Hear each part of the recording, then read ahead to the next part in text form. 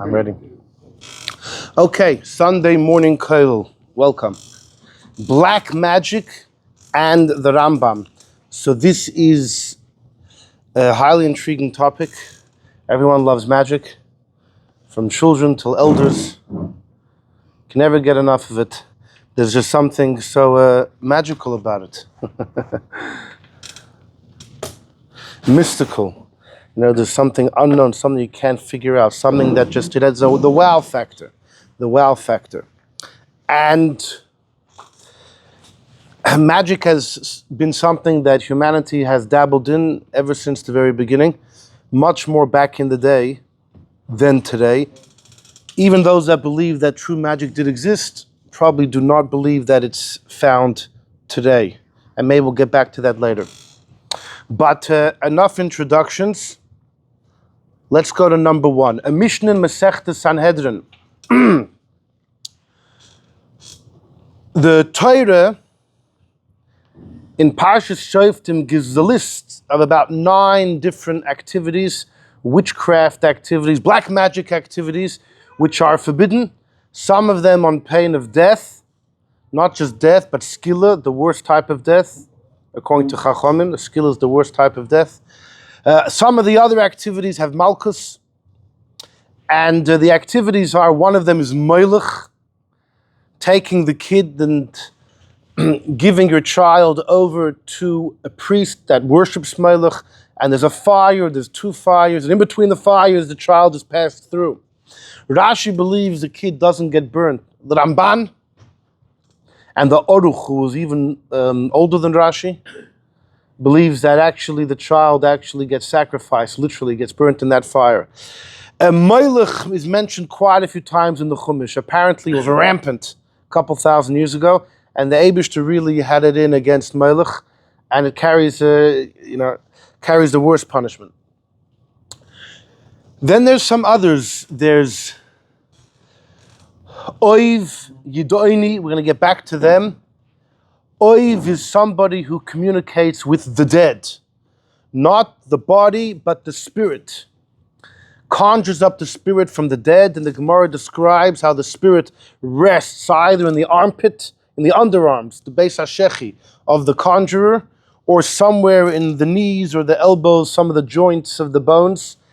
And apparently you hear this voice talk to you, the voice of the soul will talk to you and reveal to you information, answer your questions. That's oiv.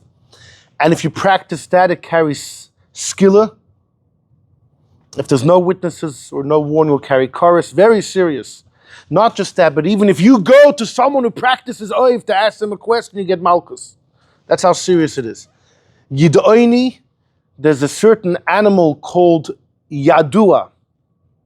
And you take a bone from the yadua, and you put it in your mouth and you offer incense, and there's a whole process of voodoo activity until the bone starts to speak. The bone of this animal yadua. It's always quoted, there's an animal or ushmo yadua. So you think it means its name is known. Its name is yadua. So they actually pronounce it yadua in order, shouldn't have that mistake. The Sefer HaChinuch says, the Sefer HaChinuch brings, he has a tradition, I think he quotes it from the Gaonim, that there's, you know what the Yadua is? It's what referred to in Tanakh as the Avnei Ha'aretz. It's this type of being that's attached to the ground via some type of cord, a rope, from its belly button to the stomach. No, but this is about that. This is the Yadua. And if anything it's within its vicinity, it tears apart, rips it apart. And the only way you can capture this animal is from a distance. You shoot an arrow or a gun.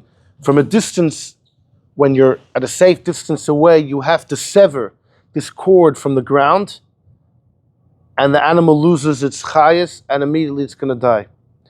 And the Sefer HaChinuch says that's the animal, and that's the yadua. And you take the bone from it and you put it in your mouth and it can speak. And that's called yidoini. Again, for that skilla. And even to ask someone to practice on your behalf, you get malchus. Very serious. Some of the other ones, menachesh, is to divine. We had a shir about that a number of years ago, about divination. About, if something happened, I was walking and a deer passes in front of me. My bread fell out of something happened, and create an omen based on that. And decide what you will or won't do. Decide your future activity based on an omen.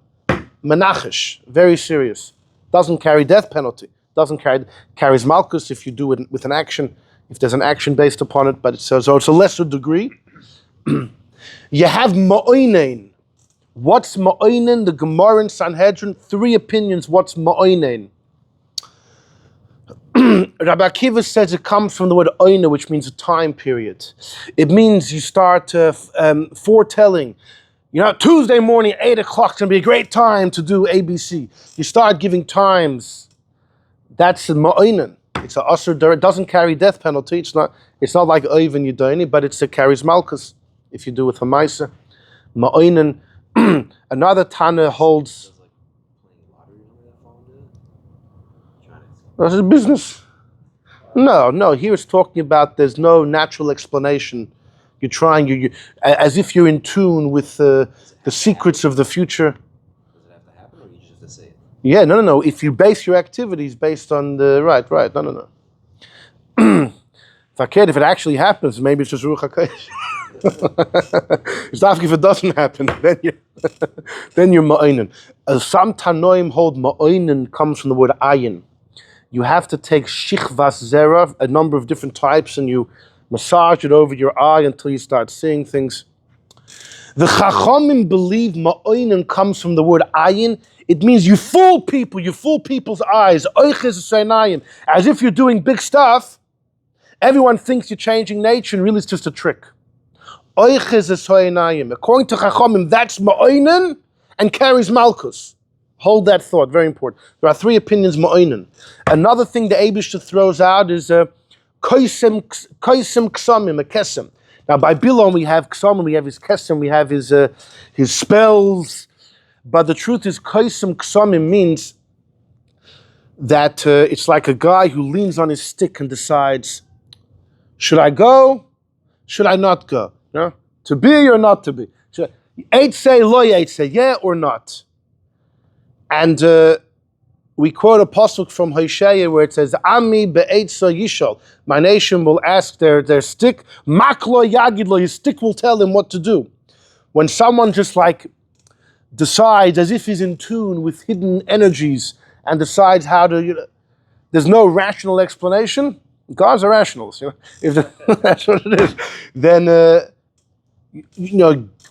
if it's time a gut feeling, I'm going to take right instead of left, fine.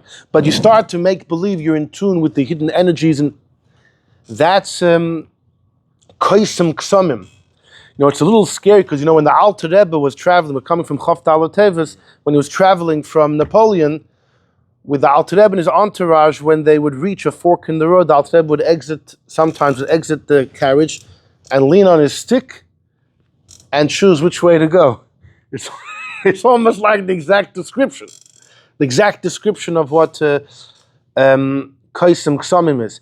However, there is a Yerushalmi in the Dorim that says, Rabbi Shimon ben Elazar gave out a certain halacha in the Dorim, and the rabbis were amazed, like, where'd you pull that one from?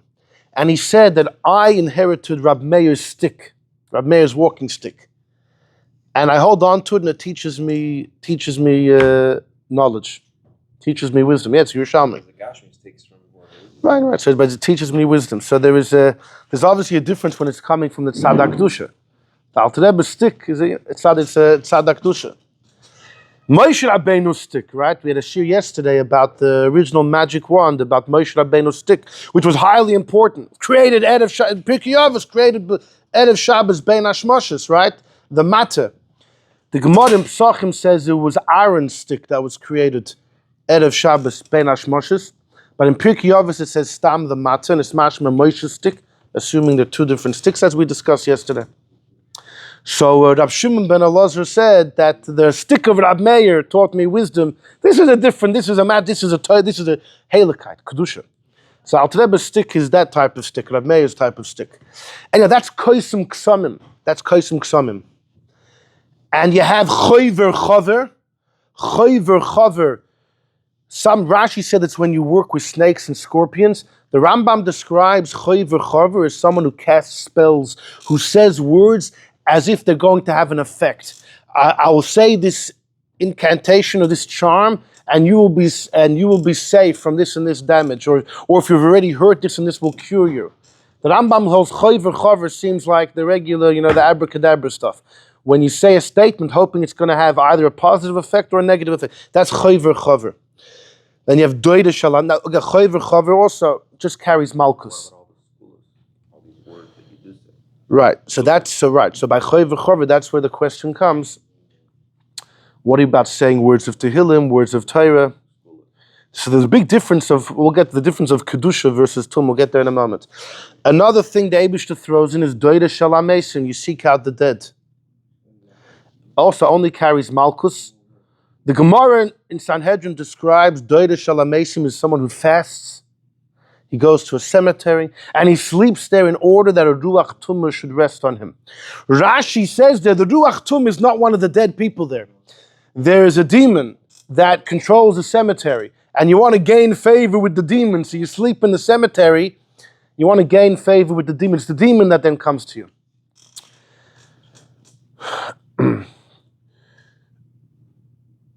We had a shir a number of years ago about going to the cave of a tzaddik, right? And the Chai Adam wants to say that going to the cave of a tzaddik and communing is doirish alamesim, seeking out the dead. But the truth is, doirish alamesim is when you're looking to commune with the body of the dead, or you have this Rashi, the shade of the cemetery. When you want to commune with the soul, it really is closer to Oiv. It's really closer to Oiv, which is more serious than doirish alamesim.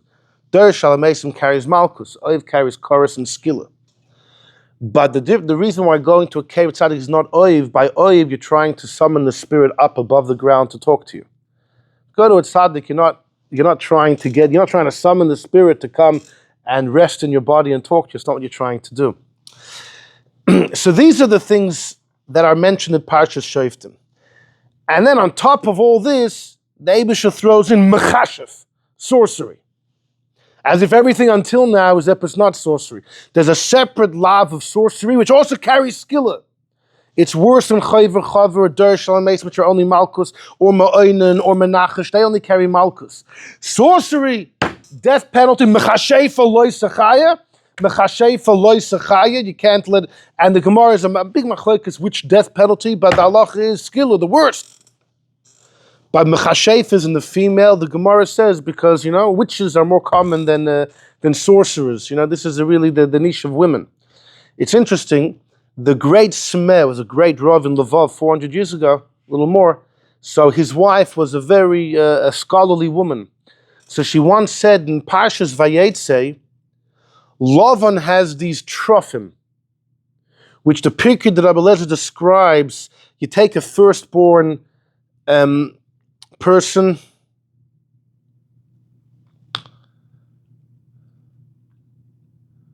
you shech them, take the head, and the head has to be like mummified, it has to be salted and everything. You put it into a wall and you offer incense, and then you could start talking to it and it could reveal to you information. Nishal begulgolis, asking a skull questions. And Rachel took this away from her father. You know why? A, she wanted her father to be done with it. B, Yaakov had fled from Lavan. Rachel knew if Lavan has this skull, he'll find out where Yaakov is. He'll ask the skull, tell me. Skull in the wall, tell me, where's Yaakov gone? And the skull would tell him. So she took the skull. And she hid it under by the animal she was riding. Her father comes, he wants to search. And she says, Derech noshim li. I'm the path of women. She meant to say, I'm a nida. But the wife of the Smeh said, but she lied? No. When she said, I'm doing what women do, it's the truth, because women are commonly found in witchcraft. So when she said, Derech noshim li, it wasn't a lie, She was hinting to the truth. Yeah, I took this stuff, and this is what women do. So that was her vort. And a couple rabbis heard it and said, you know what? That's a good vort. That's a nice explanation of what. Anyhow, so you have this kishuf. So number one says the Mishnah Sanhedrin. HaMechashef, what's mechashef? What, sorcery, if someone does sorcery, if you do an action, you're chayiv skilla. But not if you fool people. If you're trying to do sorcery in a way that you fool people, you don't get skilla.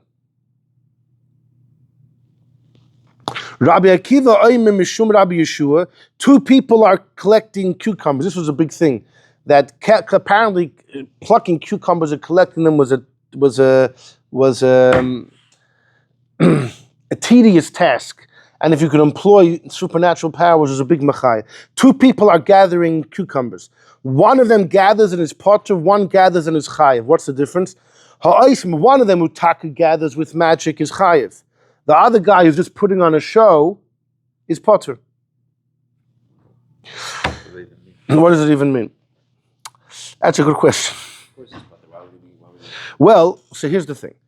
It says over here, if you're oiches, if you fool people with kishuf, you're potter.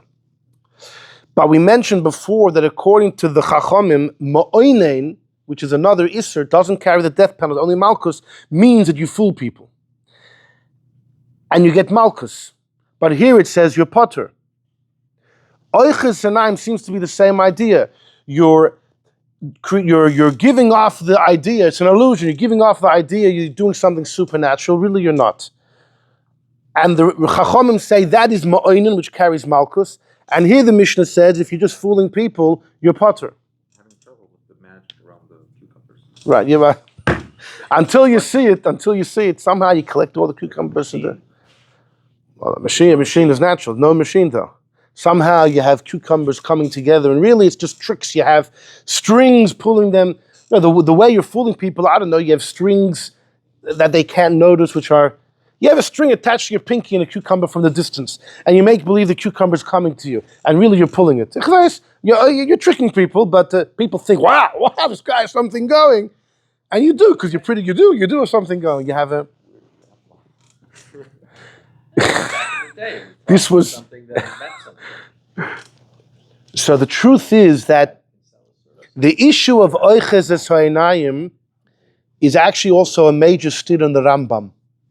It gets really tough in the Rambam because the Rambam has a halacha about kishuf. He says, the Rambam says kishuf carries skilla, but only if you do an action. If you're fooling people, potter, he quotes the Mishnah, but the I don't have it on the page, but the Rambam says, but the Rabbanon will give you malchus, makas mardus, which is a Rabbanon creation. They can give whenever they need, whenever they see fit. So the Rambam there said, if you fool people, you get just makas mardus, rabbinic punishment. A few halachas earlier, the Rambam is discussing ma'oinen. What is ma'oinen? And he brings a few opinions. One of them, the Rambam says, if you're oiches, if you fool people that you're doing magic, you violate, you get malchus, biblical malchus. It's one of the very famous contradictions in the Rambam. That means a magician, does he get malchus or only rabbinic malchus? And the amount of theories that have been given, theories abound of how you answer this contradiction of the Rambam. I will just tell you, once we're at this point, so that means a magician can't practice, a magician these days wants to do tricks. So many Rabbanim believe it's osur. Rebbe Vadia Yosef was very machmir. It was known that Rebbe Vadia Yosef was very machmir, that if a magician makes believe he's doing something, that can't be done naturally, he violates an Isser Derais of Ma'oinen, it's a biblical prohibition, etc., etc. And Rebbe Vadia says that a guy does, you can watch a guy do it maybe, even if you can't even watch a Yid do it. Because the Yid's doing an Aveira. So Rab Moshe Feinstein has a famous letter where he says he thinks everybody got it wrong. Oiches Seinayim means you're putting on a show, but people don't realize it's a show. You know that it's fake, but people think you're actually doing something supernatural. But if everyone knows it's just a trick, Rab Moshe says, imagine you have a guy, a muscular guy, picks up 500 pounds. No one else can do that. He did something that no one could think possible. Malchus. Whip the guy. He said, what type of story is that? If someone has a chush, they can do something others can't, they're not allowed to do it. So a guy is very quick with his hands and can do things no one else can do.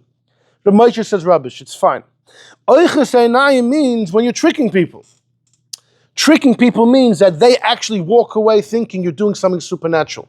And in fact, if you look in the Rambam in his Sefer HaMitzvos, when the Rambam describes Ma'onin and what it means to fool people, the Rambam writes black and white, fooling people means they walk away from the show thinking this person has done supernatural acts.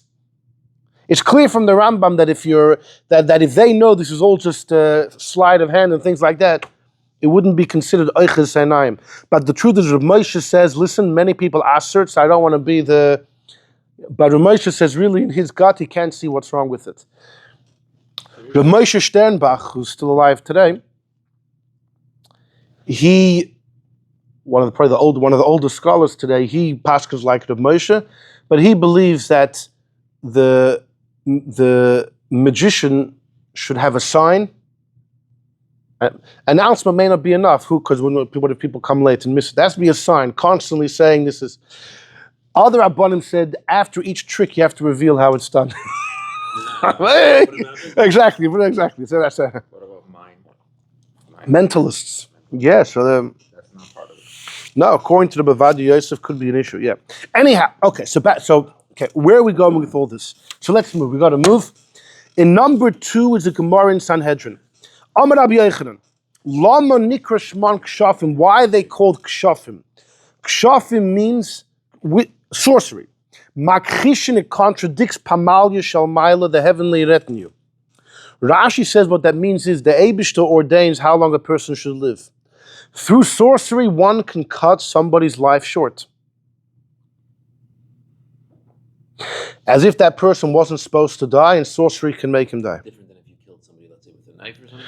Well, there's the famous Orach Chaim in Parshas Vayeshev by the Shvatim, who also says that a person can kill somebody before their time came to die. Okay, so the Rebbe has a letter how that fits with the Alter Rebbe in Igeres HaKodesh, who says no one will ever suffer unless it was decreed upon by the Eibishter. So there's a difference. If you put yourself b'makom sakana, yeah, the Eibishter decides exactly when you're supposed to die.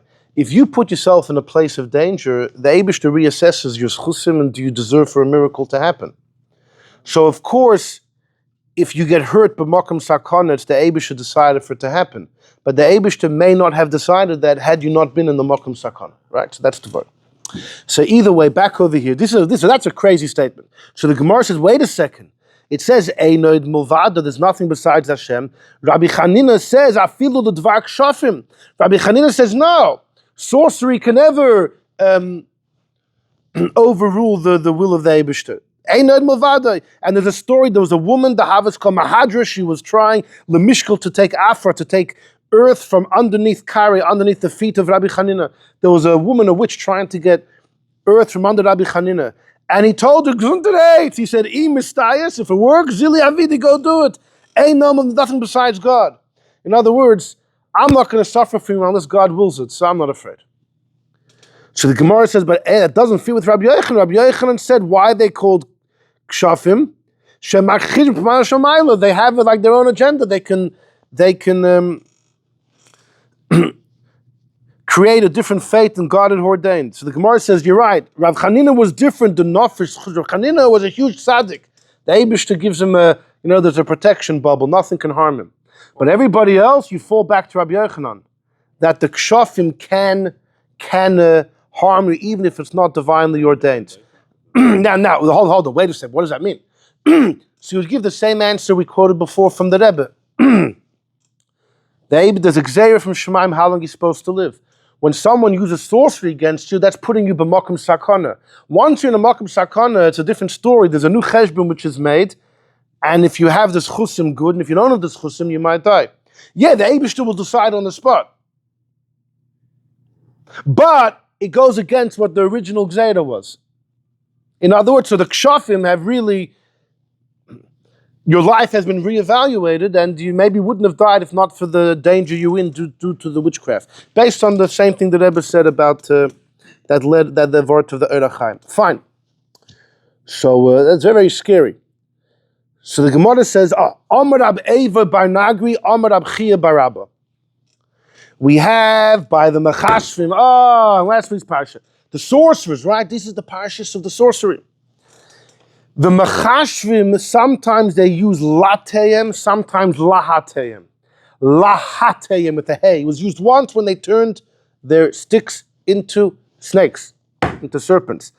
But by dam, tzfardei, and kinim, it says lateim without the hay. What's the difference? Without the hay, elu maise shedim. Without they means they conjure demons. Lahateim with the hay, maise kshafim. It's not the same thing. There's two ways to do kishuf. One is regular kishuf, the other one's using shadim. Lahateim with the hay is kshafim, sorcery. Without the hay is shadim. Rashi on the Gemorah says, what does it mean without shadim? The sorcerer themselves does it on their own. Shadim, they use demons.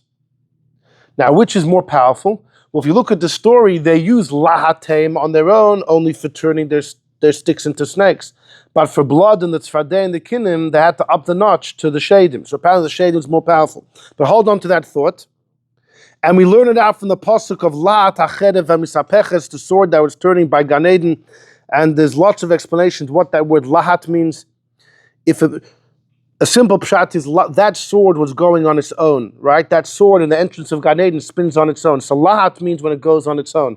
So when the sorcerers of Pyra use lahateim, it means they're not using demons, they're on their own. Abaye said, how could you tell if a sorcerer is using demons or kishuf? The copy, the amana, if he says, oh, I need my apparatus, shade, he's dealing with demons. The loy copy, the amana, if he says, whatever you give me, that doesn't matter, then kshaf means him himself. The wand. If he says, whatever it is, I don't need, then it's him himself. Abaye then says, Hilchas kshafim, the laws of magic are like laws of Shabbos. Some of them have skilla, like the Mishnah said if you do an action. Some of them are potter, aval, osir. Some of them are only, there's no punishment, but they're osir. Some of them are mutter. And then he says, if you do an act, you get skilla. If you fool people, you're potter from skilla, but it's still osir. And then we run into the ma'oin and shal, you still get malchus. And mutter lechatchila, he says afterwards, to use sefer yitzira, to use what we call white magic. There's black magic and white magic. When the Eibishter creates all the laws of nature, he also creates the power for the nature to be played with two forces of nature, the force of Tumah from the left and the source of Kedusha. A tzaddik can use Kabbalah, practical Kabbalah, the letters of the Aleph base, Sefer Yetzirah, to do magical things, to break the laws of nature, the laws of physics, and that's coming from the side of Kedusha. And there's also the power of Klippa, which is the side of evil, the side of magic, the side of Tumah. And so Abaye says that if you do an action, you pasha get skilla. You fool people, you're potter. You're using white magic, mutter lechatchila. So that's the Gemara there. So when you read this stuff, hold on. The Gemara is very clear that magic is something that exists. The fact that the Gemorahs, Rabbi Yochanan, and the Gemorah's conclusion is magic even gets in the way of the Eibishter's plans means it's a real force. Now, of course, the Eibishter gives it that power to do that. And like we explained, it's when you use that force that the Eibishter reevaluates what should happen. It's the Eibishter calling the shots. But nonetheless, magic has this effect for the Eibishter to reevaluate and maybe change his decree. So when you learn the Gemara, it's pretty clear that, and the very fact that the Mishnah says if you do an act, you get skilla. If you fool people, you don't. Means there's a difference between fooling people versus actually doing something, right? It seems like the only way to understand Chazal's approach is that magic is real. If magic is not real, then everyone's just fooling people. Well, what's the her banning then? Well, okay. Hold on. Go to number 3. Okay, we're going to move. Number 3. Rav Ashi says, I saw the father of Karna do a magic trick. Nofitz, he blew his nose, and you know what came out? A silk handkerchief. You think it's from 2,000 years ago, it's the same tricks. The shadi kriche destroyed silk handkerchiefs come out from his nostril. Then number 3, the second line, the Khartoumim told Parai by the lies, this is the finger of God. Now at that point, they only used lahateim, their own stuff, for turning the sticks into snakes. Dom tzfadei kinim, they're using shadim, but they couldn't do kinim.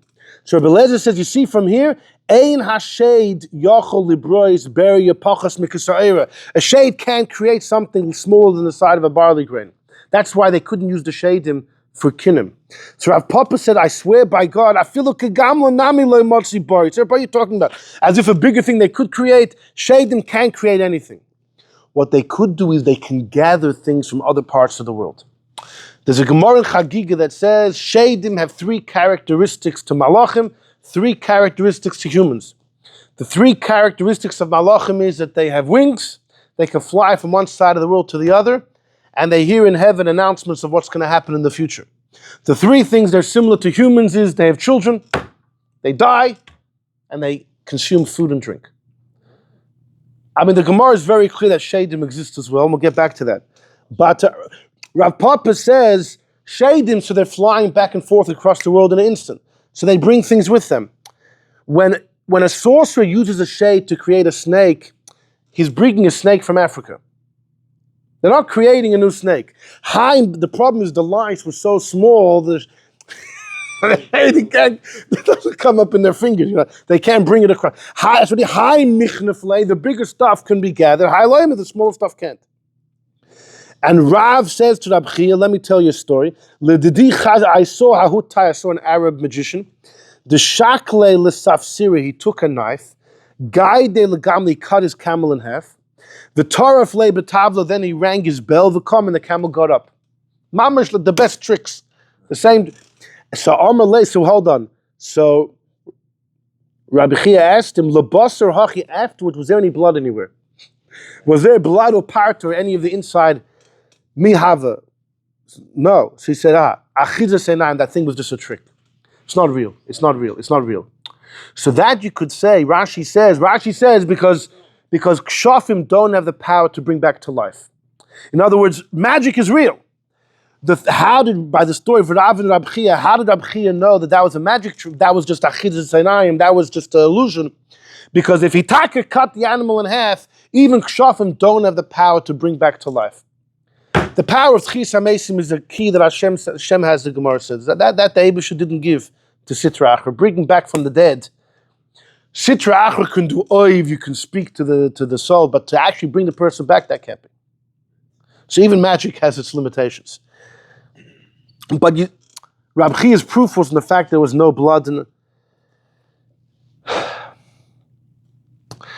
So you learn this Gemara, very clear that it seemed like there really is something called magic. And jump to number 5 for a second. When Moshe and Aaron have the snake turn into a stick, turn into a snake, Pare calls all of his Chacham Machashim. Says the Medrash Rabbah number 5. When Aaron pulls off this trick of the matter turning into a snake, Pare was laughing, or Mekarki was laughing like a chicken. He says, these are the signs of your God. Usually you bring merchandise to a place where it's needed. You don't bring murias to the city Aspamaya or Fish Ta'ako because it's full. You're bringing magic tricks here? This is the source of it all. And Pare called the kids, min Askuli is the school. Pare called all of the kids from his school, and they all turned, every kid was able to turn the stick into a snake. Pare called his wife. He told his wife, come, and she did the same thing. Because Gam Pare also called. What's Gam? Even his wife. And it says that the Khartoumim also did what's also, even the 4 or 5-year-old kids were doing this. They were all doing it. Everyone knew how to do it. Join me in number 6 for a second. In number 6 is a Medrash Rabbah as well. Vayasu Kain Khartoumei Mitzrayim. The Khartoumei Mitzrayim followed Moshe. Khartoumei sorcerers.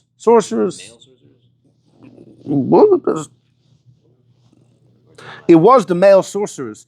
There were the two leaders were, the Zohar says, Bilam's kids, Yunus and Yumbrus were the 2 leaders. They were the Rosh Yeshiva of this school of magic, school of witchcraft and wizardry.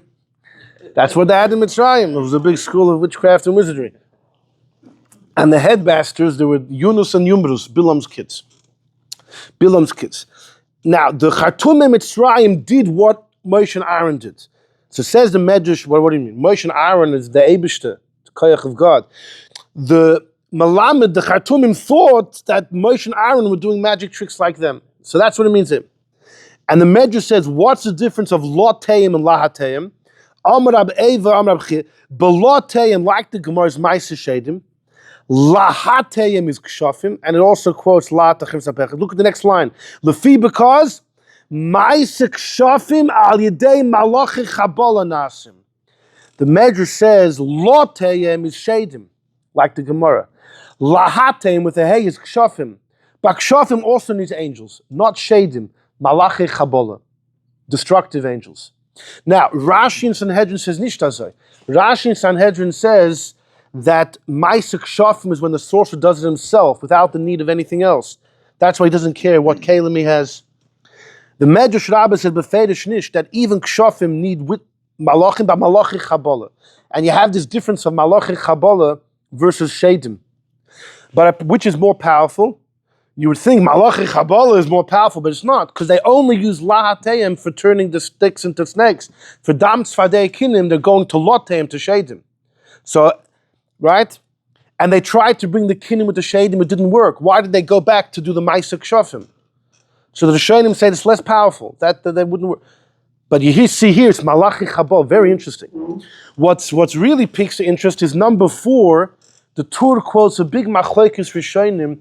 If using Shadim is Bechlal considered witchcraft, is a Yid allowed to summon Shadim, demons? Kosov the Rameir Alevi Abelifia holds Maase Shadim is Bechlal Maase Kshafim. Using witnesses, demons is Kishuf. It can carry skilla. So said Rabbi Yeshaya, that kol, if you do the Eibishter's names, that's mutter. Seifi, it's serious mutter. This is the greatness of God. The Eibishter gave a power to break the laws of physics. It's only also to, like using, let's say, names of malachim, that's fine. But it's also to use names of shadim. But my Adoni Avi Hadash says it too, you know what my father says? It's mutter lisho, you're allowed to conjure demons to ask them about a gneva, right? That someone stole from me, where's my item? Because you're not doing anything. But to play with physics through shadim, he was mistapik. The Rosh was unsure. Vayanaita lahatir. The Rosh said, you know what, I think it's actually mutter to change the laws of physics through shadim. Why? Because in number 2 and in the Medrash number 6, Maase shadim is distinct from Maase kshafim. It's not the same thing.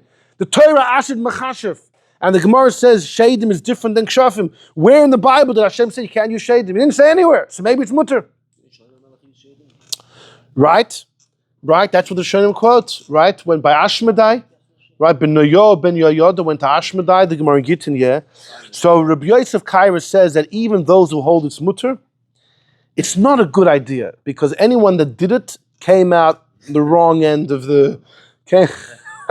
It's not a good idea, but it's fascinating that it could be Maase Shadim is Bechlal, it's not Kishuf. The Torah asked Kishuf, never asked Shadim. So some say using demons is mutter, others hold you get stoned for it. If you're not already stoned before using the stoned before using. So here's the thing. We're learning about the Chatum in Mitzrayim, all the magic. You know what the Rambam says about magic? It never existed. The whole thing is false. The whole thing is rubbish from beginning to end. Look at number 7. The Rambam writes this in a number of places. The Rambam writes it. Now I want to tell you something. The Rambam is famous for holding this about Ayin Hora. It's not real, it can't be effective. The Rambam writes about Shadim in the Meiri Nevuchim. Any halach in Gemara that was connected to Shadim, the Rambam will quote the halacha, there's no mention of Shadim. There's some other explanation he finds. You know, Shadim. Astrology. The Rambam has a letter in one of his Igros where he writes that astrology is absolute nonsense. Not just that, the Rambam in Hilchos Avodah Zarah holds astrology is awesome in HaTorah. The Rambam says ma'oinen, when you try and figure out when's a good time to do this, is when you look in the stars and you do it. The Rambam says not only astrology is Baba Maisis, Malchus. Malchus. Oh, very. So the Rambam, and of course when it comes to magic, the Rambam writes about it here in number 7, which is in Hilchos Avodah Zarah. The Rambam in his Pirush HaMishnayos and Avodah Zarah is a whole thing about talismans. Talismans which were items which were made to protect you. Based on what you see in the stars that you could be hurt, so you create an item which has engravings. And these items can protect you or hurt you. And the Rambam, he quotes talismans, or talamsan, he calls them. It's the same word, it's the same idea.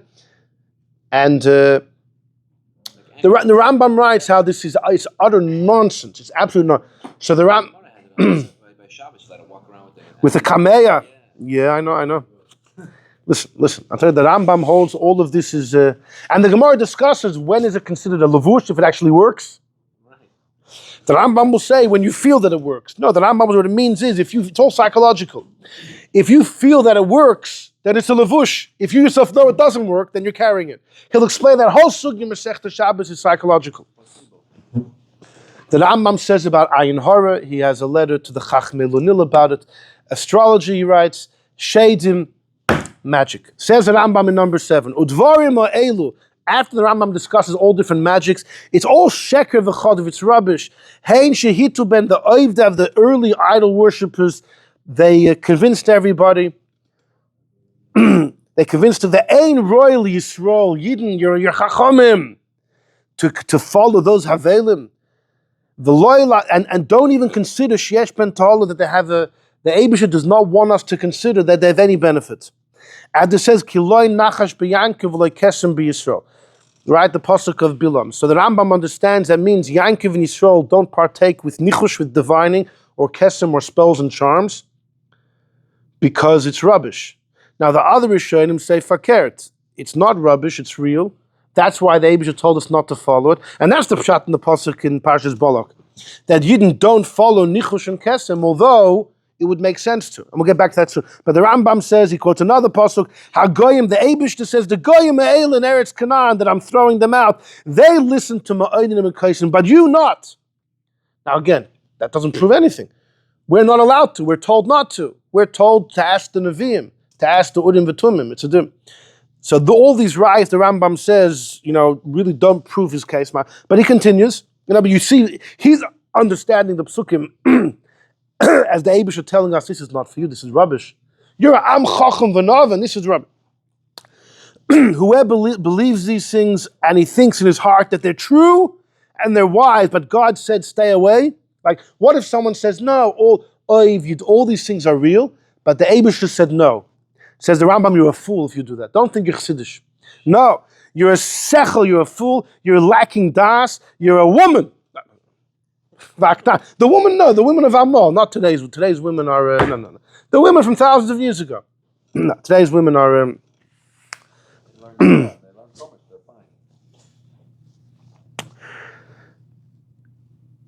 But Baalei HaChochma and Tmimei Adas, those that actually understand what's going on, that actually can think, have a clarity in their mind, Barais Brurus, the things the Eibishter asks because they're foolish. They're not Divrei Chacham, they're Toyu Vehevel, that people lacking Das follow.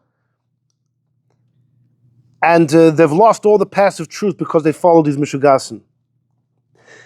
And that's why when the Torah says, stay away from these foolish nonsense activities, Tomim Tiyim Hashem Elokecha. Which again, what does that prove? That could just prove that you're not allowed to do these things, not that they have no substance. The Rambam couldn't be clearer. And he said, the Rambam says it here about all the activities of magic, and he says it in his commentary to Masechta Avodah Zarah about talismans, astrology, and magic. In Meiri Nevuchim he has about Shadim. He writes in a letter about Ayin Hara as well. So the Rambam seems to be a major rationalist and throwing all these things out the window. He's not the only one. You should know the Meiri, the Reb Menachem Meiri, one of the great Rishonim. He's after the Rambam, was a major supporter. The Meiri throughout his comment in Gemara, the Rambam's everywhere for the Meiri. And the Meiri as well holds no Shadim. Now Shadim is even a more sore topic than magic, because Shadim, the Gemara quotes Shadim everywhere. There's halachas based on Shadim. And the Meiri and the Rambam agree to those halachas. You know what the Meiri does? In every Gemara, he gives an explanation of what it meant over there. I have two examples over here, number 8 and number 9. In number 8, says the Meiri, in Masechta Brachos, even if someone read Kriya Shema in Shul, You're supposed to read Kriya Shema on your bed. And it doesn't mean mamish on your bed, it means near your bed, okay? Not on your bed like those foolish people read it without a yamber, etc. No! You say Kriya Shema when you go to sleep with fear and dread in front of Hashem. Now, why do we read Kriya Shema before you go to sleep for any daven ma'ariv? The Yerushalmi says, Lahavriach the mazikim, to get the mazikim, which is always, in Pirkei Avos says the mazikim were created, Erev Shabbos, the first twilight, the Pirkei Avos says mazikim were created. Refers to Shadim. Ubiyurei actually says to me, you know what mazikim means? It means foreign, it means your personal demons. It means your personal demons. The mazikim ayudum, deus koizrim, strange ideas, foreign ideas that come and plague your mind.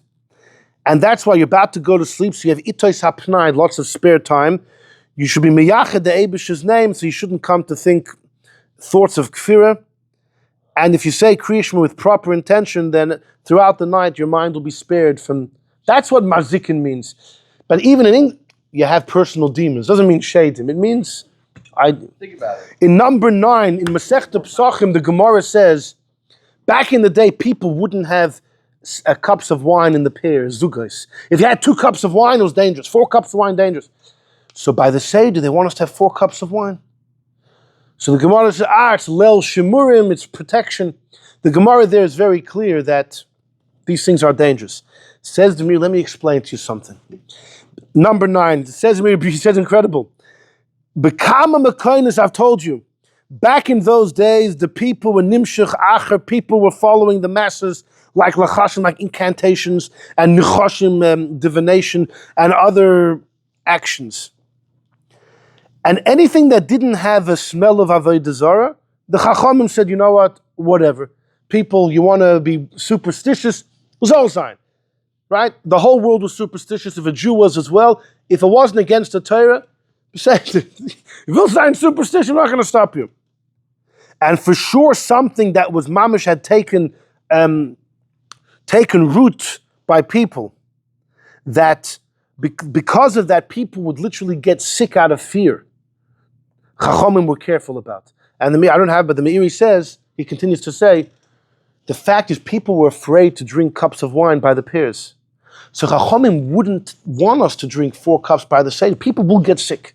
Psychologically, people, the fear will create such. Wow. So Chacham says, Lel Shemurim, don't be afraid. So it could either mean the Lel Shemurim will protect you from that, or the more simple thing is they said it's Lel Shemurim, don't be afraid. Don't be afraid. You're not afraid, so you're not afraid. He said many of the halachas, because of mazikim, people thought they were shadim, and that could hurt people due to their psychological mishugas, the nonsense that's crept into our minds. Chacham wanted to protect us from that itself. Fascinating. So the Meiri is big. The Meiri is big on this. Jump to the next page for a second, number 14. The Radvaz has a letter. The great Radvaz, Rav of Egypt in the 1500s. He was born in Spain, and then by the expulsion he went to Egypt. The Radvaz has a letter about Shadim, about going into the debate we mentioned before, if you're allowed to use Shadim. And he quoted a Meiri who says that Shadim is nonsense. Right? It doesn't really exist, people's imagination. So the Radvaz says, Loi techashdeni, don't suspect me that since I quoted the Meiri, that I also disagree with Shadim. Ani ma'amin b'chol divrei Chazal, I believe every word. Even sicha kala shebehem. What? 14. I believe everything they said. For sure that the psukim seem to show. The Torah says nachremis, people shouldn't shech their things lasi'irim, to this which refer to Shadim. So says the Radvaz, I quoted him, but I quoted the Meiri, I love the Meiri, but don't think I agree with him on this one. Don't be choshid me. But the Meiri, you should know that in the early 1300s, we had a shir about this probably 3 years ago, maybe more. The Rashba and the Rosh and many rabbis in Spain made a cherem against learning philosophy because it was creeping in big time. Every rabbi in the shul was explaining the parsha based on Greek philosophy, and people were saying the stories in Chumash are just allegories and mishalim, and the mitzvahs may not even be literal. And so you know what? The Rashban said, that's it, no philosophy till you're 25 years old. The Meiri was living in Perpignan, that's in Provence. The Meiri was neged the Chayim. The Meiri said, what's wrong with philosophy? You know a few people who went off the deep end. Look how many people philosophy is healthy for, and it gives such an appreciation for Judaism. The Meiri was against the Chayim, but he was outnumbered, so the Chayim went into effect anyhow. But the Meiri was very open to philosophy, and he was, listen, when he was a big rationalist, and he created these explanations on each sugya that the Gemara never meant Sheidim Mamish. Fascinating. So here's the thing though. So the Rambam doesn't want to believe in astrology, and that's against many Gemorahs, not against the Psukim. The Rambam holds astrology, is glad I mentioned, could be also deraisa because of Mo'inin, which is wow. It's like the Rambam Dafka threw it in. He's so he wanted me. We'll talk about it. But Ayin Horrors, that was a big one. Say Ayin Horror is not real. There's so many places in Chazal. Sorcery killed Hagar's first sin with right 900. I know exactly the whole shir, but Ayin Horror. So we had a whole hold on. But the problem is magic. Magic. What do you do about Parshas Ve'eda? The Parshas we're in with the Khartoum in Mitzrayim. Rav. 99 out of 100. So the problem is magic is against Psukim. What's the Rambam going to do? So you should know. You know what the Rambam's going to do with the Khartoum in Mitzrayim, all these Yunus and Yumbrus and their cohorts. Look at number 10, Rabbeinu Bechaya. Who Rabbeinu Bechaya was a Kabbalist, right? So he has no problem with the mysticism and the occult. But Bechaya says the Khartoum in Mitzrayim were charlatans, all of them. Look what he says in number 10.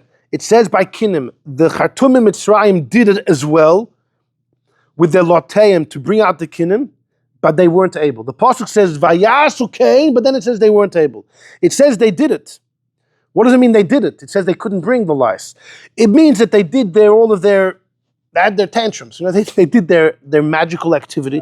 And they summoned the Shadim, like they did by other Makkahs, in order to bring out lice. They couldn't do it. So that shows that when it says above that the Khartoumim did it by turning the stick into a snake and by the blood, Hakol Asiyum Muzuyefes, they never really did it. It was all sleight of hand, it was tricks. It was dimyon. It says by Dam and Tzvardeya Vayasu. It says by Kinim also Vayasu, and then it says they weren't able. Vayasu just means they did all of their all the voodoo stuff. Doesn't mean they're all charlatans. One of the commentaries say the reason why it says that the iron snake ate sticks was because the sticks were never snakes. It was always right, exactly an illusion. The Malbim describes that the snakes it was turned into were actually thick. Either thick snakes, serpents, some say it was actually crocodiles. Yeah. They had people dressed up in crocodile skin, alligator skin. And they had like these curtains or things on top of their sticks. And voila, the stick disappears and that's what the Malbim says. The whole thing was, that's what he says. So the Rambam will say the same thing. Look at next page, number 11. Rab Sadia Gon. Rab Sadia Gon says this in number 11. Rab Sadia Gon says, when it says that the Khartoumim followed, Shetaima, when it says they did it, means they wanted to do it. Not that they actually did. And the proof is because by Kinim it says they did, and then it says they weren't able to. So Vayasu, by the frogs and by the blood and by the stick to the snake, just means they tried to. They never actually did. Now, Reb Sadia Gaon, was also a rationalist to some degree. He didn't believe in Gilgulim, right? So Gilgulim was completely... But as here as well, he says the Khartoum Mitzrayim had nothing going. Another one of the big Rishonim, one of, we would say, the usual suspects that we would suspect would always follow, whenever there's a rationalistic approach, he's going to be there's the Ralbag, Reb Levi ben Gershon. And, in last week's parsha, the Ibn Ezra has a take. The Ibn Ezra has a take that 5 of the Makkahs hurt the Jews just like they did the Egyptians. We were saved by 5, spared by 5. And the Radvaz has a letter where he says, it's also to believe that. And then the Rebbe has a sikha saying that Rashi holds like that. But who else do you think holds like the Ibn Ezra? The Ralbag says, the Ralbag always jumps in the band. Yeah, the Jews. What does the Ralbag say over here in number 12? He quotes the Chacham Mechashim. Echshav, I think Chachomim were the Anoshim that were Chachomim b'Chochmas Mitzrayim. Chachomim is Bechlal, they were the wise men of Egypt. And the Chochma was Lahamsi Chochmas HaKishuf, to summon witchcraft and do Pu'ula Zoris, to do strange actions, Ein Miderech HaTeva, that naturally shouldn't happen. And then he says that it could be it could be that they fooled people, they brought people to think they're doing what they're not really doing, or it could be they found tachbulius ativius. They found ways that yischadshu bem inyonim zorim. They found natural ways, but that people weren't familiar with. Maybe they were more advanced in technology. And it looked like it was kishuf, or it could be they did it mamish al derech kishuf. If it's possible, maybe kishuf could create things. Like elu apulus al derech ha'emes, like we know that Sefer Yetzirah works. So the Rabban says, I don't know, lo noid alonu ad hayom, I don't know mehuzeh kishuf v'inyanai, v'lezeh loid, I don't want to talk about it. He gives three options. Either the whole thing was just a sleight of hand, tricks and illusions, or they knew certain sciences that the others didn't know, or it was actual supernatural like there is in Tzaddik Kedusha. So here the Rambam entertains, it could really be though something very interesting. So the Rambam is going to learn like Rabbeinu Bachai, like Reb Saadia Gaon. The Ibn Ezra also, last week's parsha says, the Chatumei Mitzrayim, the blood, this and that, it was all Chizas Einayim, they fooled people. Now, you're going to have to say that according to the Rambam. It seems like the Ibn Ezra also holds there's no such thing as magic. When it comes to Oiv and Yid'oni, right? These are two forms of magic which carry chorus and skilla. If you do it, and if you ask someone else to do it, you get malchus, which doesn't exist by anything else.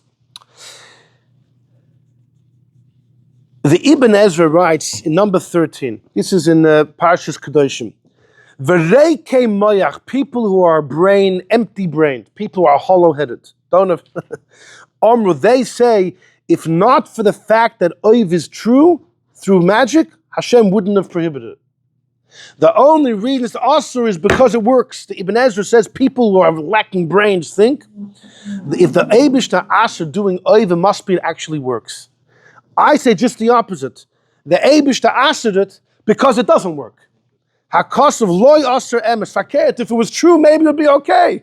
Hashem doesn't Asher true, only sheker. And the proof is all the false gods you can't serve, and all the images, it's because it's fake. Something that's real, fakert, if it's real, it's good. He says, if not for the fact that I don't want to write anymore, I would explain the story of the Bailas Oiv Berayis Gemorahs. He's referring to a story we'll get to in Sefer Shmuel, which seems to knock off the Rambam and all of the deniers of Oiv. The Rebbe says, if I had time, I would explain you the story of Berayis Gemorahs. The Rebbe says, if you think that the magic works, and therefore Hashem said, don't do it, you're partial with Reikei Moyach. So the Rebbe can't be clearer. He thinks it's narish. Now, so you would think the Ibn Ezra sounds like a major rationalist, like the Rambam, doesn't believe in the supernatural. You know, the Ibn Ezra was a Kabbalist. Look at number 16. This is a commentary of Reb Saadia Gaon on Sefer Yetzirah. Now, it quotes here from the Ibn Ezra. Reb Saadia Gaon is a couple centuries before. So it probably means the commentary is not from Reb Saadia Gaon. Or the story somehow entered in later. But it says, V'shamati, I heard, that Ibn Ezra, Rav Avraham Ibn Ezra met Rabbeinu Tam. He created a being in front of Rabbeinu Tam with Sefer Yetzirah. And he said, look, the power the Eibush to put into the holy letters. He created a being. And then he said to the item, Chazar, Glachayr, go back to the way you were. And the item returned back to dust. Ibn Ezra was using practical, like a golem. He used practical Kabbalah. So in that, he may be different than the Rambam, right? Reb Chaim Vital says the Rambam never learned Chochmas Ha'emes. Choch, the Maharam al-Ashkar, who's older than Reb Chaim Vital, he was from an exilee from Spain. He has a whole letter where he believes the Rambam was a Kabbalist. The Baal Shem Tov said the Rambam was a Kabbalist. The Migdal Oiz, student of the Rashba, writes, he found a letter where the Rambam writes that at the end of my days I started learning Kabbalah. So the Rambam and Ibn Ezra have more in common, right? Big rationalists, but all of a sudden they're both embracing Kabbalah. Their big split was by astrology. The Rambam writes in letters astrology is nonsense. The Rambam writes astrology could be Isser Derais of Ma'oinen. The Ibn Ezra couldn't be more pro-astrology. Ibn Ezra wrote books. Look at number 24 for a second. Sorry that I'm jumping. At the last thing on the page, there's a story here. Reb Pinchas of Koretz said about Reb Wolf Kitzes, okay, both of them are students of the Baal Shem Tov, that Reb Wolf Kitzes, one time he was somewhere and he found a sefer from the Ibn Ezra, and it said bizarre things, astonishing things. It said if someone was born under a certain constellation, he's going to go do business in the east, and under a certain constellation, go to the west. And Reb Wolf Kitzes thought this was a schayk, this is part of laughing material, it's a joke. Then he saw in the book, it says if somebody's born at a certain time, under a certain mazel, they'll have something on their back, a line on their back. And Reb Wolf said, hey, I have an anicle born exactly as that's described. So he traveled all the way home. You know, he went to his anicle's crib, he picks up the shirt, it's there. Couldn't believe it. So he ran back to the other place to get the book, but the house had burnt down with the sefer and the book's gone. One of the lost photos of the Ibn Ezra. Gone. So he was big into astrology. Very interesting. And so that's where the Ibn Ezra and the Rambam. But as far as magic, they both think it's rubbish. As far as oiv, it's rubbish. Now, look at number 17. It's a Gemara in Sanhedrin. You see a cute thing. Rabbi Yitzchak said in the name of the Yeshiva of Rabbi Ami, let me tell you how charlatans work. Back in the day, there were a group of Oivdei Kechavim that they had a calf, a live calf that people would come and worship. So the priests would cast their eyes, b'balei mammon, on their wealthy clients that would come to the temple, and they had a trick. They would starve the calves, the priests, and then they would make portraits of those wealthy people, put them in front of the calves as the calves ate and drank thirstily and hungrily, and the whole time they were looking at the paintings of these rich people. And then the priests would take the calf outside when the rich person came, and the calf would run because it was so used to the image. The calf would, when would see the Gvidim, they would run after them and they would come and play with them. And the priest would say, look, the Avodah Zarah desires you. Come and shecht yourself to it. And then when they would take all their money. So the Maharsha says either it means they literally killed them and took their money, or they would tell them either you die or you redeem yourself with your cash. So to the onlooker, it looks like a magical event. It's all a scam. It's a scam. You know, Chazal say, Achov had a prophet. Listen to this. Achov had a prophet. Women would come to the prophet and say, I'm pregnant. Will I have a boy or a girl? And he would tell her a boy. And he had a little diary where he would write down girl. If the woman had a boy, wow, the Navi knew. If she had a girl, she would come and say, you told me boy. He would take out the pamphlet. He would take out the diary. Look, I wrote girl, but I told you boy. And either way, he was covered. It's all full. The Rambam says, now, when it comes to oiv, the Rambam also, in his commentary to Sanhedrin, the Rambam says, you think you actually get in touch with the spirit from the grave and talks to you? It's imaginations. It's all imaginations. It's all imaginations. And the Rambam writes in number 18, what is oiv? This is in his halachas. Shu oimid, you have to stand, you have to offer a ketores, a certain ketores. You have to hold a sharbit shel hadas, a branch of a hadas. If I'm not mistaken, that comes from the Zohar.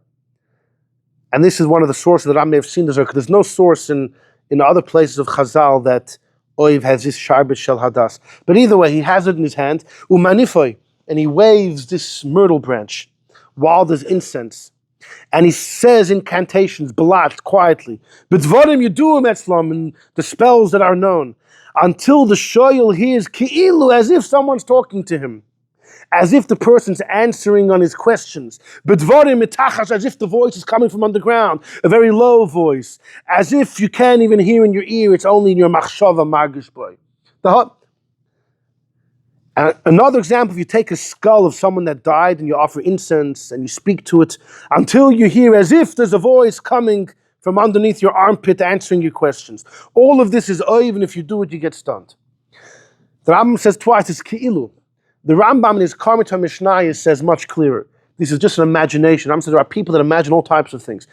He says when you go into solitude and you start thinking, your mind can play all types of tricks on you. Incense burning. Your mind, exactly. And yeah, waving myrtle branches. So the Rambam is with the Ibn Ezra. It's all a hoax. It's all a hoax. The problem, wait a second, it's all a hoax. What about the story? What about the story in Sefer Shmuel? Yeah. Shaul, at the end of his life, the Yidden are fighting with the Plishtim. Shmuel had passed away.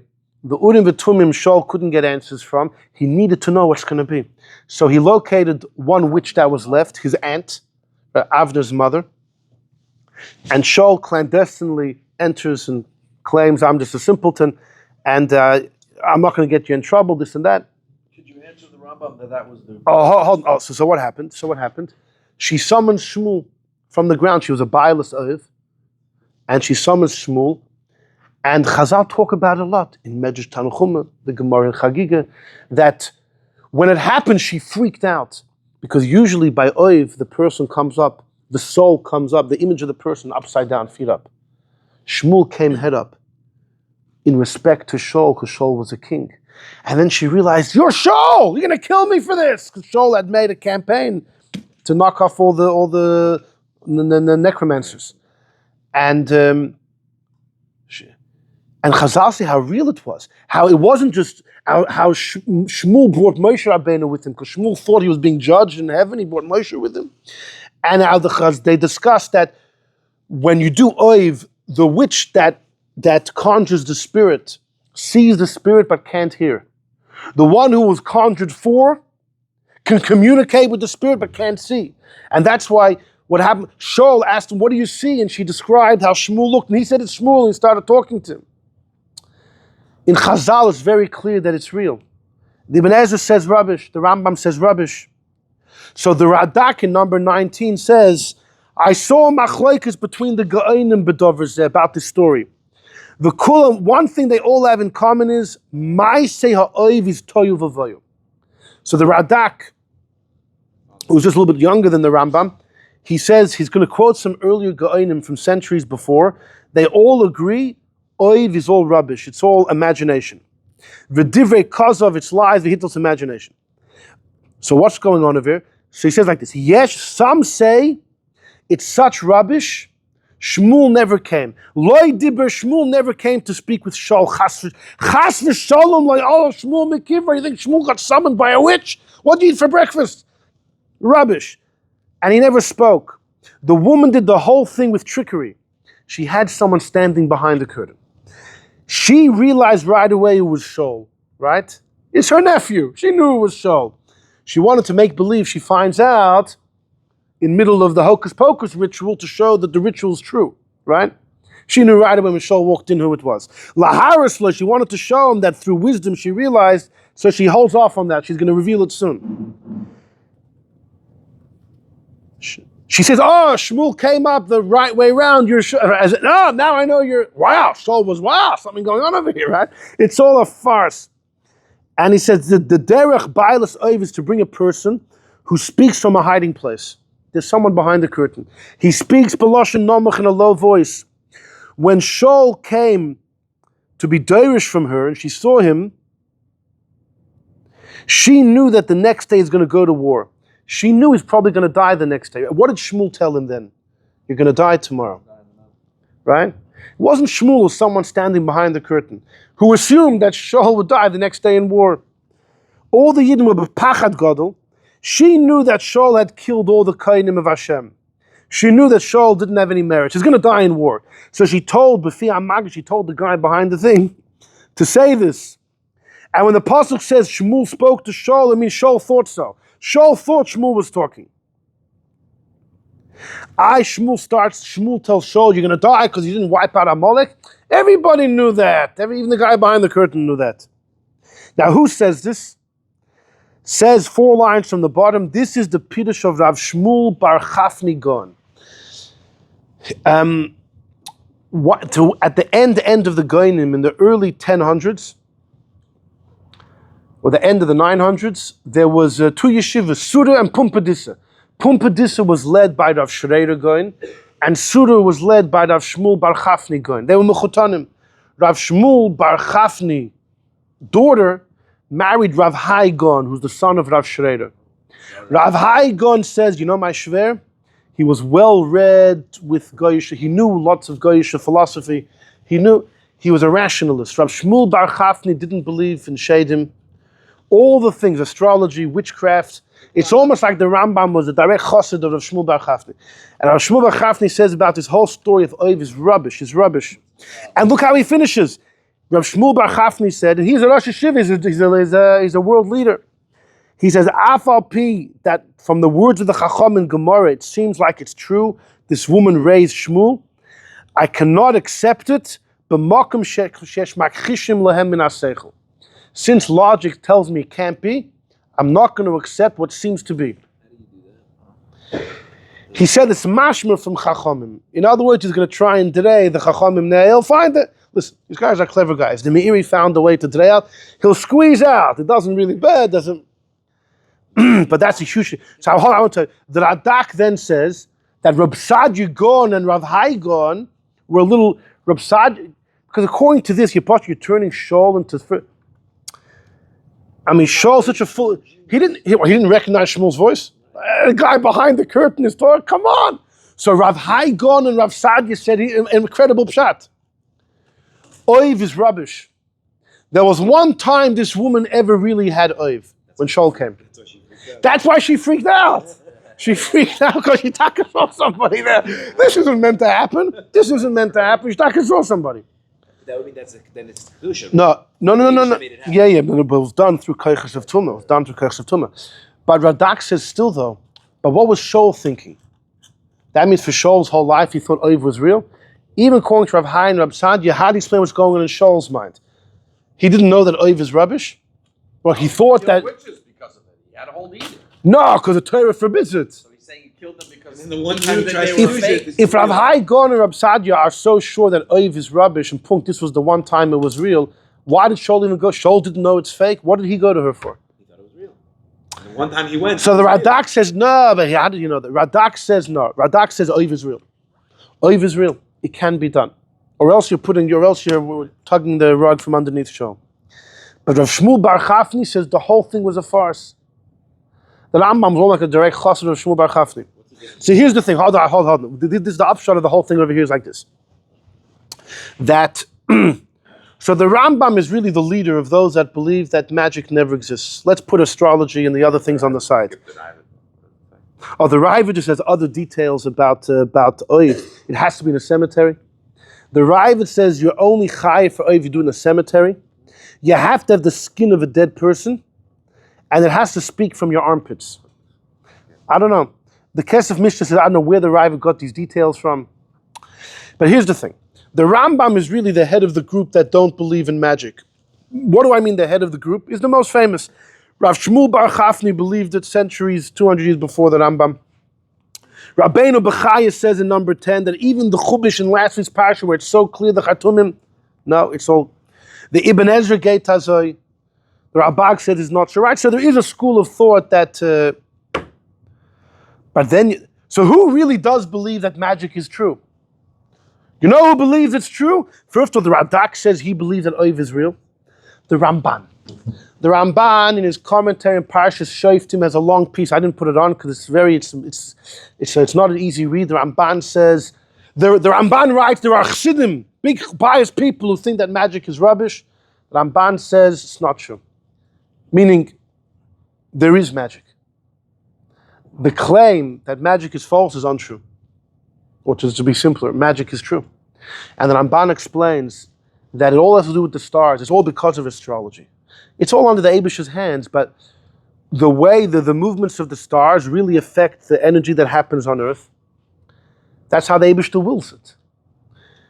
And through sorcery, you're able to muddle between the messages between the stars and earth. Also, the Eibishter wills it, like we said before. They're makhishin pamal shama, they get in the way of the heavens. In fact, the Sefer Achinuch goes like the Ramban. He says when we say kshafim are makish pamal shamayl, it means the stars.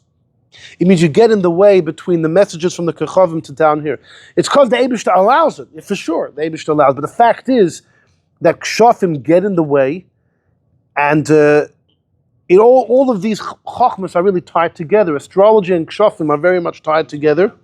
The Ramban, the Sefer Achinuch, although the Chinuch's a huge fan of the Rambam, here he says it's real.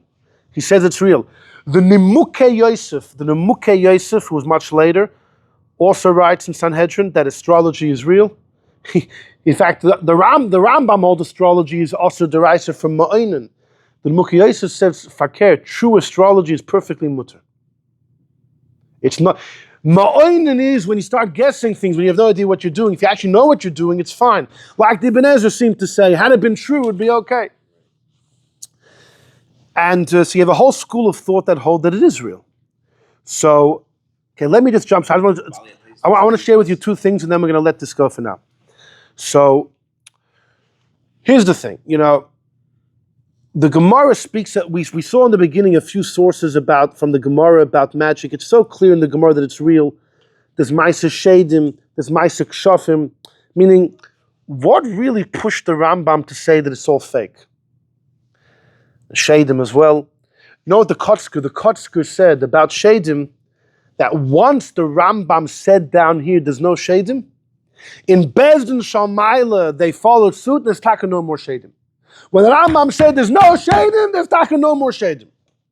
The Rambam wasn't making a decree there shouldn't be. The Rambam is telling you that there never was. Or not.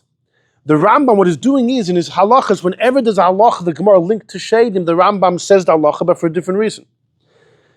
As maybe the Rambam is saying, well, 1,000 years ago the reason would be Shadim, but not anymore. Now there's a different reason. We had banished the Shadim. That's what the Kotzker said. That once the Rambam said there isn't, that's it, there isn't. They quote a story, I don't know where it's from, but the Rambam was once brought by someone. You don't believe in Shadim? I'll show you. There was a haunted house. And this fellow brings the Rambam as soon as the Rambam came into proximity of the home, the Shadim fled. In front of the Rambam, there's taka no Shadim. There's no Shadim in front of the Rambam. But here, there's a sefer number 21. This is, his name was Rab Misod Rokeach. He was from Turkey. He was in the times of the Baal Shem Tov, a little bit older than Baal Shem Tov. He was in Turkey, Eretz Yisrael, and then in Libya, in Tripoli, is where he ended his life. And he wrote a commentary in the Rambam called Maase Rokeach. Sorry for the old print. Maase Rokeach on the Rambam. He's Sephardi, with Misod. He's a Sephardi. He wrote a great commentary. And he has two pieces that I found. I mean, they're well known, but he has two pieces about the Rambam's approach to the fact that magic is all rubbish. Look what he writes in number 21. On the Rambam's words that Udvarim, the Rambam that we saw in number 7, that magic is sheker v'chazav. L'chayra dvarim tmuim heim. How could the Rambam say that? Look at number 21. The mice of Shaul, with the woman of Oiv, it says in the pasuk, the ein safek she'maisa be'emes, for sure the mice is true. Like the Radak said, that it's to say that it never happened and Shaul was taken on a ride is just so implausible. It happened. Listen, if you believe in the Eibishter, why can't you believe the Eibishter created magic? If the pasuk seems to be saying that. The Chaim Bekama Mekaymus, it's proved Advarim Amitim Heim. It's Gemorah Omru. In fact, the Gemara says why they call Kshafim Shemachishim Pamalya Shomayla. Now that the Rambam could say, you know why Kshafim interfere with the Eibishter? Not because they actually do, but you think that you have a power outside of Hashem. It brings a person to think there's a Eibishter, but I could wiggle out. Because that's what you think, so that's already fear in your mind. So the Rambam could get out of that Gemara. But he says, everyone's bothered about the Rambam. Why does the Rambam take this approach? Why does he not want to accept it? The Rambam believes in Malachim, so why can't the Rambam for sure, so why can't they be Shadim? No Shadim. Malachim, why not? Ulefiani is daiti kavonis rabbeinu. He says, you know what? That here's a breakthrough explanation. The Rambam believes these things exist. He doesn't want us to dabble in them. That's it. Eino ela klape, because they come from sitra achra, it's all negative. When the Rambam says it's falsehood, it doesn't mean it doesn't exist. It exists. Its chayis is from falsehood because tumah is really sheker. Not that it's not an existence, not a real existence. Sheyesh bahem, because they're not from sitra kedusha kol, there's no kedusha at all. And he uses the lashon they don't exist. Laharchi kamino enushim elu in yonam legamri. In order, you should just ignore it to dissuade us from pursuing these things. But then he says, even with this, okay. That's his breakthrough explanation. Is it's true, but the Rambam wants us to make like it doesn't exist, to ignore it. That's his take on the matter. In number 22, we have the take of the Munkatcher Rebbe. Okay, and this is the 20 is a 20. The Rambam says by Oiv that Oiv is a farce, but the Rambam says you imagine that the voice of the spirit comes from under the ground. The problem is the Gemorah in Sanhedrin says you imagine it coming from your armpits, like we saw before. So he wants to know what's going on. So in number 20, he quotes from the Lechem Mishnah. I don't fully understand, that's why I skipped. I'll learn it with you. Number 20. He quotes from the Lechem Mishnah, who says, listen, according to the Rambam, Akolu Sheker v'Chozav, Oiv doesn't really exist. It doesn't really do anything. It's all what a person is medama b'machshavtoi. It's what you imagine, like what happens to people, k'sheheim b'yichut. When people are in solitude, they start hearing voices. Pnuyim shemachashim kamadvom, they think things, and they think it's real, right? Your mind plays tricks on you. So when the Rambam says the voice comes from the ground, that's the truth. When the Gemorah says the armpits, that's based on what you imagine. Now, I don't understand what that means. What does that mean? According to the Rambam, the whole thing's imagination. No, so how are we answering? The Gemara says you imagine it comes from your armpit, and the Rambam says you imagine it comes from the ground. Like how do we answer the? I don't know. That's why I don't understand the Lechem Mishnah's answer. But Akoponim, he says, Elo de Ikalamedik, he says, I don't get what's the Rambam going to do with the story of Shaul. You see, he asked it here again. With the Shaul Ba'oiv, it's Vadai Mamish, Beli Safik, it's a Kushi Chazak L'das Rabbeinu. This, the Maase Rokeach and the Rambam, 300 years ago, he doesn't let up. What's the Rambam do with the story with the Oiv? And Shuv Matzasi, the Beis Yosef, he quotes from the Mukhi Yosef, who asked many kashas from the Rambam. And that's Dvarim Melech Sorcery and Rav. So number 20, the Maase Rokeach says, everyone attacks the Rambam, I don't get it. In number 21, he gives his breakthrough explanation. His answer is the Rambam really does hold that Oiv exists. But he doesn't want anyone thinking that. So, hold on. Another theory, though, from the Munkatcher, number 22. This is really we'll finish up. The Minchas Elazar, the great Munkatcher Rebbe, he passed away in the end of the 1930s, just before the Holocaust. The Munkatcher Rebbe, he wrote many Sfarim, and the Rebbe was a big fan of his Torah. This is a sefer called Divrei Torah, the 6th volume. He wants, and before this, he quotes all those that ask him, what's the Rambam doing? So he says like this. He says the Rambam knew all the sources in Shas and Medrash about magic. But the Rambam did like an Aveira Lishma. The Rambam did something wrong for the right reason. No, it's a different theory. Similar but different. To save Yidden ma'avoinus ha'chamurim shel Kishuf, in order people shouldn't pursue Kishuf and Yidoni, because it's known all of these koiches heim rak l'magbirim al atzmam koich hamadam aminim behem. These things only work if you believe in them.